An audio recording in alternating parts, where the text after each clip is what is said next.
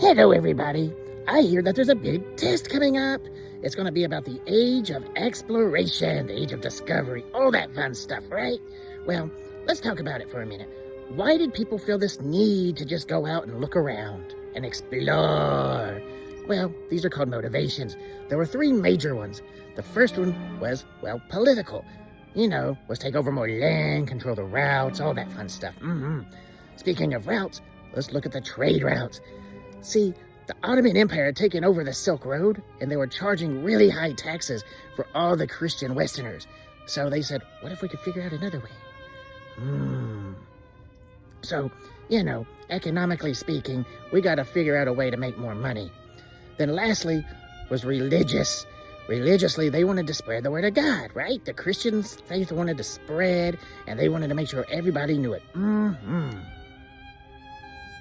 Okay, let's talk about a few inspirations they had. What about Marco Polo? He had written a book. He had traveled all the way through Asia and met Kublai Khan, and he wrote his travels. Well, that became kind of a big seller, and, well, people were really inspired. Then they also heard all these stories about Mansa Musa. He was so rich and had all this gold, and people were interested in seeing that. These served as huge inspirations for people. But there were also dangers they had to be aware of. Some of them were worried that there were monsters like kraken and sea serpents and all sorts of nasty things.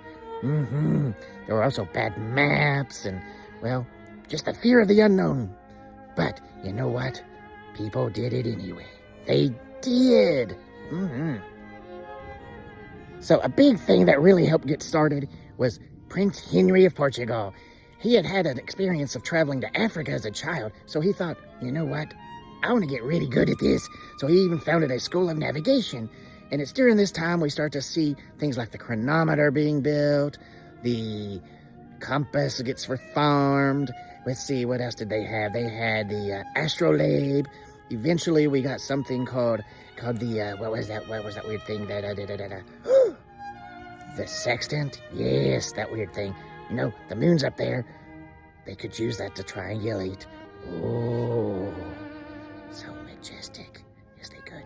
Yes. Anyway, that's how Prince Henry gained the name Henry the Navigator. It should be noted that Portugal actually led the way in many things, including studying the currents and the winds, and they started traveling up and down the coast of Africa, and they set up trades, including, well, gold, ivory, slaves. Yes, I know, very sad. But, it set this trend for what was going to become a huge world changer. It did. You see, Bartolomeu Diaz, well, he's the one that started going up and down the coast, and he seemed to have come across the tip of Africa. They really didn't seem to know how far down it went, and he comes across the Cape of Good Hope. Very dangerous it is. Yes, I think you have to have a good hope to get around it. And then you have Vasco da Gama, who actually went all the way around it. He did, and he made it to India, and he made it back. And, well, Portugal claimed that route. That was their route. They found an alternate way to get to India, to all those wonderful spices. Yes. Now, in 1492, you had a man named Christopher Columbus. He was actually Italian, but, well, the Italians didn't want to go with what he wanted to do. So, he went to Portugal. And what did he do? He married a sea captain's daughter. He learned all their secrets, and he said, you know what? What if we sailed west to get east? Because even he knew the world was round. Well, the Portuguese were like, nah, we've already got our way going under Africa. So, well, he went to Spain, and he took those secrets with him. All the secrets on how to use the currents. Also, it was these secret currents that actually helped them discover Brazil. Anyway, this was during the time of Reconquista being completed in Spain, and Ferdinand and Isabella wanted to prove a point of power. And, well, if they couldn't go south, they would find another way to India. Yes, India. Well, they gave Columbus 3 small ships, and boom, off he went. And he discovered India, and all the Indians and all. What? He didn't discover India. He undoubtedly thought he discovered India and even died thinking so. Undoubtedly, though, oh, those poor people. he treated them very badly. It was so bad that Isabel actually made him stop traveling.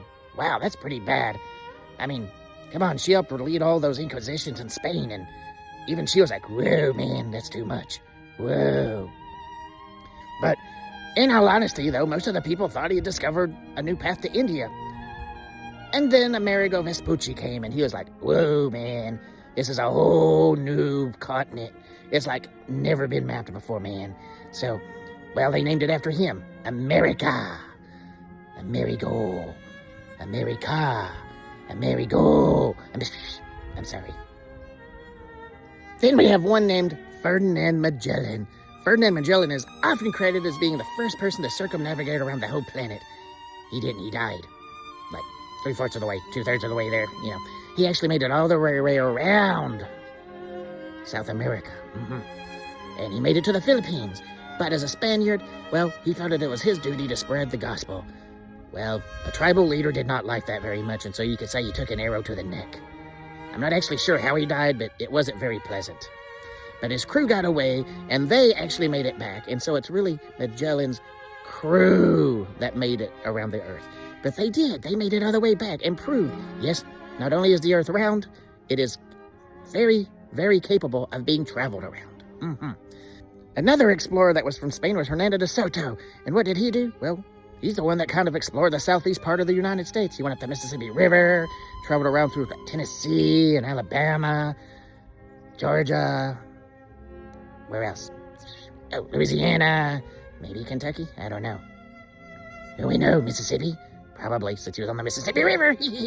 Anyway, yeah, he's pretty famous for that, too. Unfortunately, he died while on his expedition, and they buried him in the Mississippi River.